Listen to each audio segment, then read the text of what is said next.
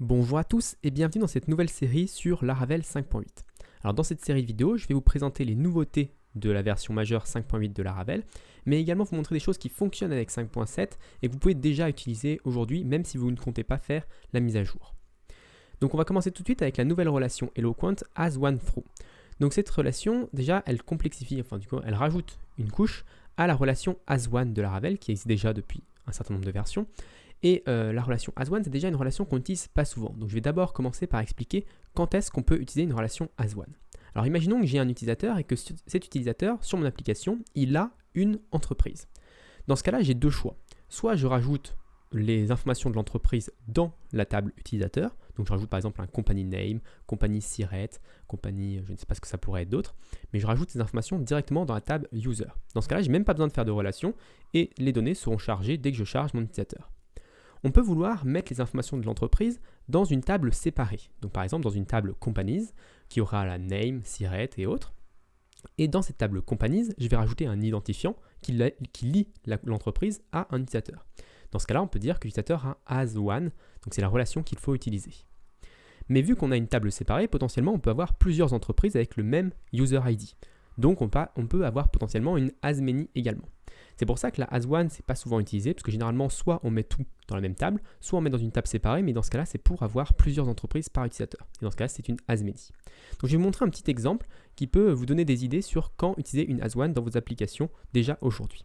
On va reprendre l'exemple des compagnies. Donc je vais créer un PHP artisan make modèle. Je vais l'appeler compagnie. Je vais créer une migration et une factory pour pouvoir créer facilement le modèle. Une fois que ceci est fait, je peux aller dans ma migration, donc create company stable. Et je vais tout de suite rajouter le user ID, parce qu'une entreprise est liée à un user de mon application. Ensuite, je vais créer le nom de l'entreprise. Je vais appeler une colonne name.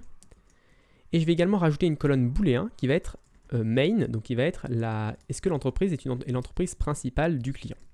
Donc c'est ça qui va nous permettre de rajouter cette complexité de as one et nous permettre de retrouver cette logique. Donc une fois que ceci est fait, je vais aller dans Company Factory et je vais créer ma factory pour que ce soit plus simple et que je puisse en créer rapidement plusieurs entreprises. Donc je vais créer un user ID qui va être un user, donc il faut que je crée un user depuis ma base de données et je vais récupérer cet identifiant. Ensuite, le name de l'entreprise, ça va être Faker Company, juste. Et le isMain, ça va être Faker booléen, même si on ne va peut-être pas l'utiliser tout le temps. Donc une fois que ceci est fait, je peux migrer ma base de données. Donc, PHP artisan migrate et commencer à créer mes données. PHP artisan tinker. Et je vais créer tout d'abord un utilisateur. Donc, je vais créer un user, factory app user, create. Une fois que cet utilisateur a été créé, je vais pouvoir le récupérer. Donc je vais faire user égale user first. Voilà, donc j'ai mon user dans ma variable. Et je vais pouvoir maintenant créer des entreprises. Donc je vais faire factory app company, classe. Et je vais créer une première entreprise pour le user ID. Bon, moi je vais utiliser 1, c'est l'utilisateur 1. Et je vais dire que c'est une entreprise qui n'est pas son entreprise principale. Parce que l'utilisateur peut avoir des entreprises, mais il peut aussi avoir une entreprise principale. Ensuite, je vais créer une autre entreprise qui va être son entreprise principale. Et ensuite, je vais créer une autre entreprise qui ne sera pas son entreprise principale. Donc maintenant, on a un utilisateur avec 3 entreprises, dont une qui est son entreprise principale. Et c'est ça qui va nous permettre d'avoir une as many, mais également une as one. Donc pour ça, je vais revenir sur mon route web.php. Je vais récupérer notre utilisateur. Hop, app user first. Et je vais dump les companies de cet utilisateur. Donc les entreprises de cet utilisateur-là. Donc pour que cela fonctionne, il faut que je crée une as many, donc une relation as many. Et cette relation-là va nous renvoyer une collection d'entreprises. Donc je vais fermer ça et je vais aller dans user.php. Et ici, je vais rajouter une méthode que je vais appeler companies, return this as many, company, classe. Et c'est tout ce que j'ai à mettre parce que j'ai respecté les conventions, j'ai bien appelé ça user ID. Donc une fois que ceci est fait, je peux aller sur mon application, rafraîchir, et je vois que j'ai une collection avec les 3 entreprises. Donc j'ai un array3 ici, avec les 3 entreprises qui sont associées à mon client. Et on voit que la relation, une seule requête qui a été faite, donc c'est propre. Maintenant, ce que j'aimerais faire, c'est pouvoir récupérer une seule entreprise, seulement l'entreprise principale. Pour ça, je peux le faire ici. Donc je peux faire un where is main. true et first. Donc ça, where, c'est une fonction qui est présente sur les collections. Donc on a vu que ça me renvoyait une collection PHP, et le where, c'est une fonction qui ressemble à ce qu'on a en SQL, mais qui est en fait une fonction PHP. Donc c'est en PHP qui a été fait, et first également. Donc avec cette logique, je peux, en réactualisant, avoir une seule entreprise, et ça va être uniquement l'entreprise principale. Donc on voit c'est Doyle & Sons. Donc si je reviens ici sur mon Tinker, Doyle & Sons, c'était l'entreprise qu'on avait créée comme entreprise principale. Donc ça fonctionne, mais quand on regarde les requêtes, on voit qu'on a récupéré bien toutes les entreprises du client. Et donc si on veut récupérer qu'une seule entreprise, seulement l'entreprise principale, c'est un petit peu du gâchis de récupérer toutes les entreprises du client pour ensuite trier pour récupérer que l'entreprise principale. Donc comment on peut régler ce problème-là? On peut régler ce problème-là avec une as1 justement. Donc là, si je reviens sur mon user.php, je peux créer une nouvelle relation, public function main company. Et dedans, j'ai fait un return de this as1 company, classe, et je peux retourner sur mon web, et au lieu de faire le where et tout ça ici, je vais pouvoir juste faire main company ici, donc appeler la relation. Si je réactualise, et que je regarde les attributs, on voit que c'est Fisher, Krona and Linens. Donc ce n'est pas du tout la bonne. On n'a pas eu la bonne entreprise, c'est pas l'entreprise principale qu'on a récupérée. Alors pourquoi ça? Parce que par défaut, quand on fait une as1 avec Laravel, il va nous retourner la première entreprise de la table associée, donc la première entreprise liée à ce client. Et c'est pas ce qu'on veut. Nous, on veut la première entreprise principale. Et normalement, il n'y en a qu'une seule d'entreprise principale. Donc normalement, on ne fait pas de problème avec ça. Donc comment faire pour régler ce problème-là? On peut savoir que quand on a une relation ici as1 ou même une as-many, on peut utiliser des filtres SQL ici supplémentaires. Donc ici, je peux rajouter un where, qui cette fois-ci sera un where SQL, isMain true. Donc je rajoute cette condition-là. Donc je veux une seule entreprise, mais je veux une seule entreprise qui soit principale. Maintenant, si je réactualise ici, j'ai toujours qu'une seule entreprise, donc pas une collection, mais j'ai bien Doyle & Sons qui est l'entreprise principale. Et quand on regarde la requête, on voit que c'est une requête optimisée qui a été faite. Donc on voit qu'il a bien le isMain égale 1 dans la requête. On a bien récupéré qu'une seule entreprise à ce niveau-là. Donc ça ne fait pas beaucoup de gains ici dans notre exemple, parce qu'on n'a qu'un seul utilisateur, on n'a qu'une seule entreprise, on n'a pas beaucoup de données. Mais imaginons que vous avez 3000 utilisateurs et que vous voulez récupérer l'entreprise principale de chaque utilisateur. Là, ça va optimiser vos performances, parce que vous n'allez pas récupérer toutes les entreprises de tous les utilisateurs et faire tous les tris en PHP. Donc maintenant, on va revenir au problème de Laravel. Le problème de Laravel, c'était le as1 through. Donc pour faire un as1 through, ça veut dire qu'il faut qu'on ait une relation, qu'on ait un troisième modèle. Donc on va prendre un exemple concret, on va prendre un autre exemple d'entreprise, de lien as1. Ça va être une adresse. Donc une entreprise peut avoir une seule adresse. Mais même chose, une entreprise peut avoir plusieurs adresses. On peut avoir, dans notre vie d'entreprise, on peut avoir déménagé, donc on peut avoir plusieurs adresses. Donc on peut vouloir récupérer toutes les adresses de l'entreprise, mais on peut également vouloir récupérer la dernière adresse en date. Donc c'est comme ça aussi qu'on a un autre exemple de as-many qui peut se transformer en as1 quand on a besoin. Donc je vais faire la même chose ici, juste pour vous remonter un petit peu l'exemple. Donc avec PHP artisan make model address, je vais créer une factory et une migration. Je vais aller dans mon create addresses table. Je vais avoir cette fois-ci un table unsigned big integer qui va être company ID, parce que cette fois-ci l'adresse est liée pas à un utilisateur mais à une entreprise. Je vais avoir une chaîne de caractères qui va être strict, donc là, même chose, on s'en fiche un petit peu, c'est juste pour conserver les choses, et on n'aura pas d'autres informations à ce niveau-là. Ensuite, je vais aller dans mon addresses factory, et ici, je vais rajouter ce que j'avais rajouté la dernière fois, donc company ID, function, et là, j'ai fait un return de factory, company, hop, j'importe ça, create ID.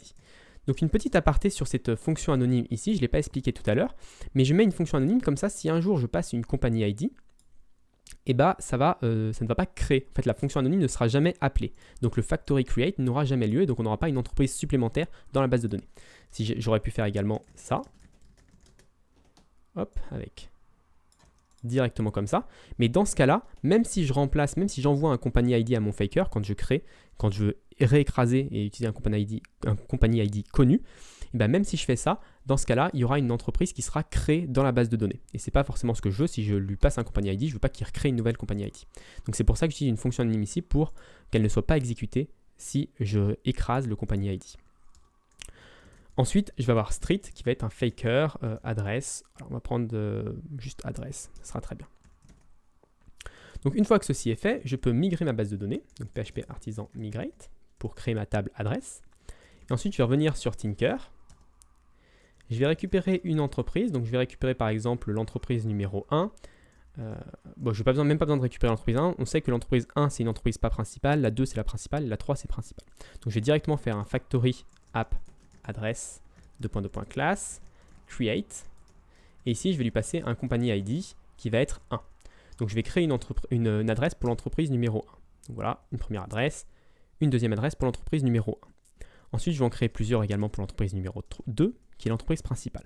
Donc là, on a un petit peu, voilà, on a créé quelques données juste pour avoir quelques exemples. Donc nous, ce qui nous intéresse, c'est de récupérer la dernière adresse créée pour la compagnie numéro 2 et pas l'adresse créée pour la compagnie numéro 1. D'ailleurs, pour avoir un exemple un peu plus concret, je vais créer une nouvelle adresse pour la compagnie numéro 1 pour avoir la dernière adresse. Voilà. Donc nous, ce qui nous intéresse, c'est le 4602 Crime and Plain Suite. Voilà. Cette adresse-là, c'est celle qui nous intéresse. Donc comment on va faire pour récupérer cette adresse? Je vais revenir sur mon web.php et on va faire un petit peu la même chose, sauf avec compagnie. Donc là, je vais faire compagnie, hop, compagnie. Et donc, je vais pouvoir récupérer toutes les adresses, d'une entreprise. Donc là, ça devrait me afficher une collection.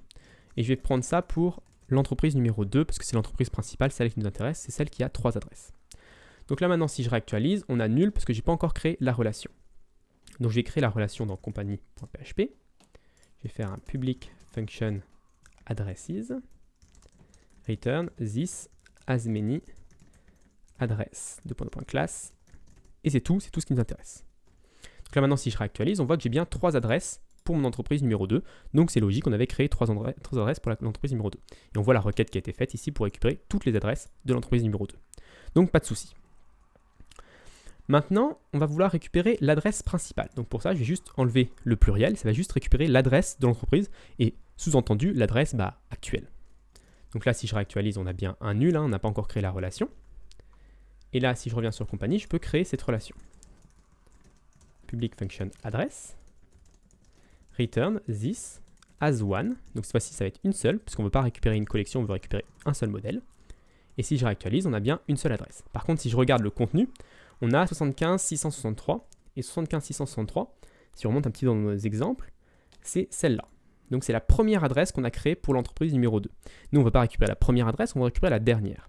Donc pour gérer ce problème-là, on a juste à faire également un latest. Ici, donc on a une fonction latest sur le query builder de Laravel, que vous avez sans doute déjà utilisé, qui permet d'ordonner les modèles par date de création descendante. Donc on va récupérer la dernière en premier. Donc là, si je réactualise, que je regarde l'adresse choisie, c'est 4602. Et donc là, on est bien sur la dernière adresse qui a été faite pour l'entreprise numéro 2. Donc ça, c'est notre as one, as many, donc un deuxième exemple de as one, as many. Vous voyez, on n'est pas obligé d'avoir un isMain, on n'est pas obligé d'avoir quelque chose de ce genre, on peut aussi vouloir simplement récupérer le dernier élément. Si on regarde ici, on a bien une requête aussi optimisée qui nous renvoie bien la dernière adresse, mais uniquement une seule adresse. Donc maintenant, pour finir, on va revenir sur notre release note, sur notre as one through, pour créer cette relation. L'objectif de cette relation, c'est de trouver l'adresse l'adresse principale d'un client, d'un utilisateur. Donc si je vais sur mon utilisateur, ici on a une entreprise principale, mais j'aimerais bien récupérer l'adresse de l'utilisateur, et on va définir que l'adresse de l'utilisateur, ça va être l'adresse actuelle de son entreprise principale. Donc pour faire ça, je vais faire un return de this as one through.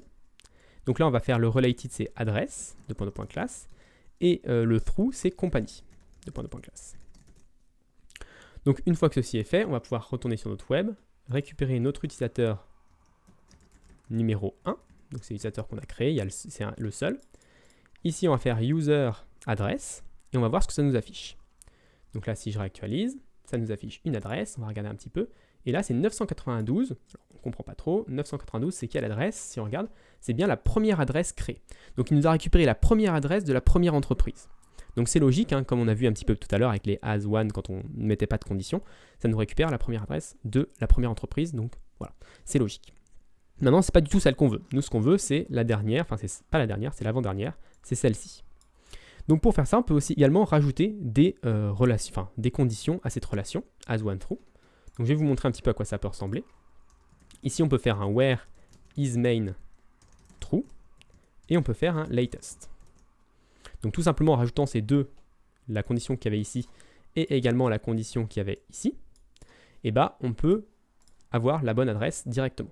Donc là, si je réactualise, on a bien une requête complexe avec un inner join, avec le isMain égale 1, le order by created at descendant et on n'en récupère qu'une seule. Donc on n'en récupère bien qu'un seul modèle et on a une requête très optimisée au niveau de la base de données et au niveau de la récupération des données. Maintenant, c'est un petit peu bizarre d'avoir le isMain ici, parce que, bon, ça marche parce que uniquement, il n'y a qu'une seule colonne isMain. Si on avait une colonne isMain dans l'adresse, il y aurait potentiellement des petits conflits. Donc là, on voit que par exemple, on avait companies.userid, addresses.companyid, et c'est bien de préfixer, quand on a des relations avec des jointures comme ça, c'est bien de préfixer par le nom de la table.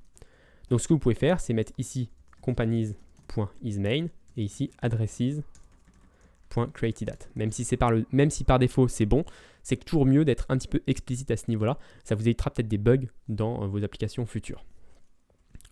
Donc là, c'est pas mal. On peut également faire plus complexe, c'est-à-dire avoir un new company getTable. Si vous voulez changer un jour le nom de la table, ça peut être bien d'avoir ce genre de méthode. Comme ça, vous avez juste à récupérer le nom de la table qui est défini un seul endroit. Vous ne l'avez pas défini à plusieurs endroits. Donc c'est aussi une possibilité, mais ça complexifie encore votre relation. Et donc je vous conseille quand même de bien peser le pour et le contre. Si vous ne comptez pas modifier le nom de vos tables, c'est peut-être pas important de faire ce genre de système qui est vraiment plus complexe. Donc maintenant, si je réactualise, ça fonctionne toujours. On a toujours une relation complexe, sauf qu'on a maintenant notre compagnie isMain ici et notre order by addresses created at. Donc on est sûr des colonnes qui sont utilisées.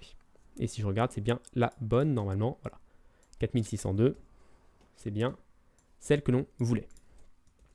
Donc voilà un petit peu.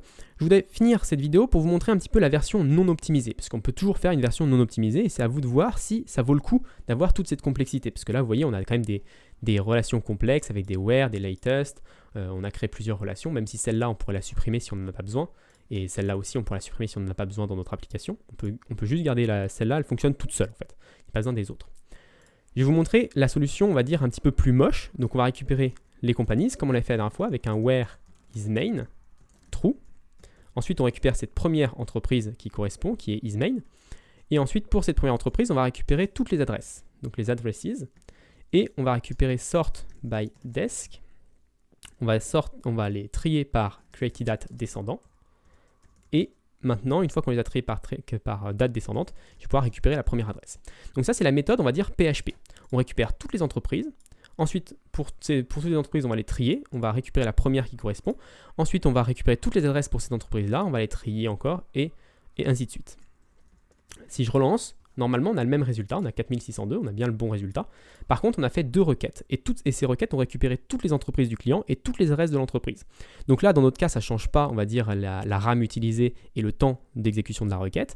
Mais potentiellement, sur une grosse application, vous avez beaucoup d'utilisateurs, vous avez beaucoup d'entreprises, beaucoup d'adresses. Ça peut influer grandement sur la réponse, le temps de réponse de votre application et surtout la mémoire utilisée par votre application. Donc pensez-y. Mais si ça n'implique pas, si vous n'avez pas de problème, vous pouvez toujours le faire en PHP, cette chose-là. Bon, c'est peut-être pas ce qu'il y a de plus lisible, on peut créer des getters, etc. pour que ce soit un petit peu plus lisible, mais ça fonctionne très bien.